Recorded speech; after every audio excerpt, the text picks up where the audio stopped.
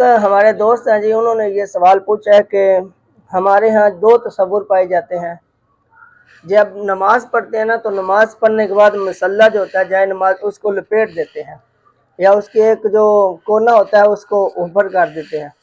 اور دو تصور یہ پائے جاتے ہیں، ایک یہ ہے کہ شیطان آ کر نماز پڑھتا ہے اگر ہم ایسا نہ کریں، اور دوسرا تصور یہ پایا جاتا ہے کہ شیطان اس کے اوپر تھوکتا ہے اگر کوئی بچھا ہوا مصلی ہو، تو لہذا اس کو بچھا رہنا نہیں چاہیے بلکہ اس کو لپیٹ دینا چاہیے۔ تو اس کا جواب سیدھا سیدھا یہی ہے کہ یہ ایک ہمارے یہاں غلط تصور ہے، اس کی کوئی حقیقت نہیں ہے۔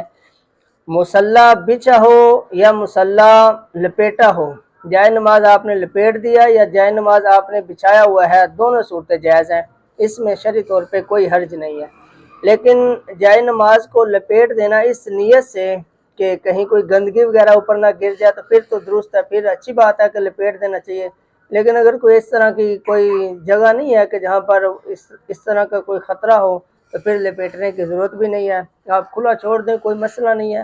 لیکن اگر لپیٹ دیتے ہیں تو پھر بھی کوئی گناہ نہیں ہے، دونوں صورتیں جائز ہیں۔ لیکن یہ جو تصور پایا جاتا ہے اس نیت سے لپیٹنا کہ لو بھی شیطان آ کے نماز پڑھتا ہے، یہ جو تصور پایا جاتا ہے ہمارے یہاں بالکل غلط تصور پایا جاتا ہے، اس کی کوئی حقیقت نہیں ہے۔ نہ تو شیطان نماز پڑھتا ہے اور نہ شیطان تھوکتا ہے، اور شیطان نماز پڑھتا ہے تو آپ مصلی بچھا دیا کریں، اچھی بات ہے، وہ نماز تو کم از کم پڑھے نا، بندوں نے تو عام پڑھنی نہیں، کم از کم شیطان تو نماز پڑھے نا۔ لیکن اس طرح کا کوئی تصور نہیں ہے، یہ غلط چیز ہے، نہ شیطان نماز پڑھتا ہے نہ شیطان تھوکتا ہے، کچھ بھی نہیں کرتا شیطان۔